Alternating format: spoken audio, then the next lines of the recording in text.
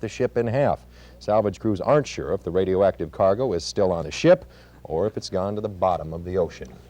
Well, Paul Douglas is here, and earlier this evening you told us to wear thunderwear and autumn wear. Now, I know what autumn wear would be. What would thunderwear be? That's simply an umbrella, something waterproof, a waterproof jacket of some sort. But as it turns out, those thunderstorms mushroomed well to our east.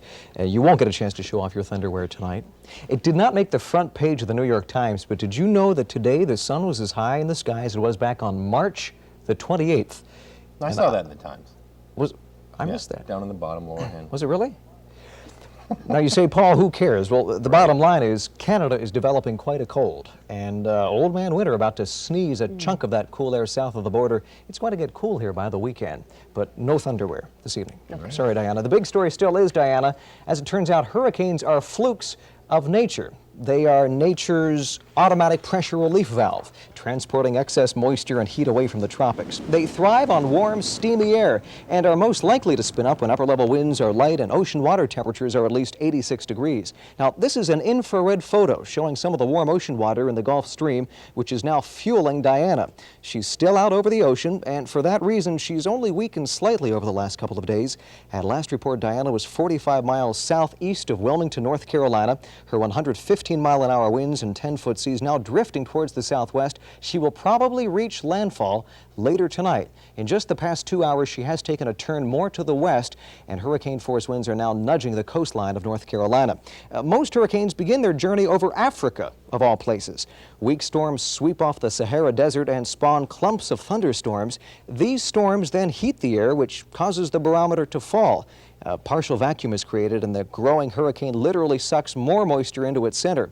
It's a huge chain reaction, and if it continues unchecked, winds can reach hurricane force 74 miles an hour in just a matter of days. And that obviously is the big difference between tornadoes and hurricanes. Tornadoes, you can only give a few minutes warning. Hurricanes, you can give as much as 1 to 2 days warning. But even so, a lot of folks are sticking it out along the coast of North Carolina, and they could be in for big trouble later on tonight. Earlier today in the backyard, it was steamy and tropical and downright nice. A high of 81 after a thundery start this morning. A low temperature this morning of 56. We saw 1.2 inches of rain from those storms, and the sun set this evening at 7:30.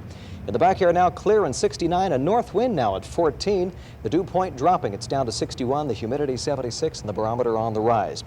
This is why weathermen eventually go mad with time. It got up to 54 in International Falls, 56 for a high today in Duluth, 89 in La Crosse, 94 in Des Moines, 102 in Wichita, an incredible contrast in temperature. Some of that hot air tried to come northward today, but as it now turns out, cool air is lapping southeastward. It's already 55 International Falls, and temperatures are falling through the 60s over the Dakotas. Some of these showers could nick the southern counties of Minnesota later on tonight. There are the big thunderstorms, some of them severe, which blew up near Green Bay late this afternoon. This cold front is now sweeping through. Winds are shifting around to the northwest, and tomorrow the weather map is going to show that storm lifting into Canada. This fair weather high will be in control right through the weekend.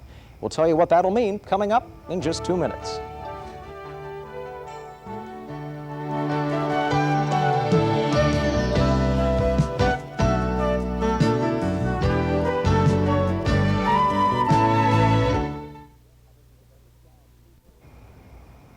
I think you could make a sound case that we're heading into some of the nicest weather and generally the nicest period of the year weather-wise.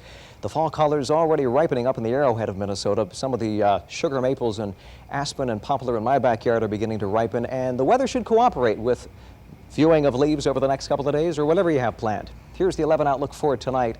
A good chance of a shower in southern Minnesota, clearing out late tonight, 52 to 57.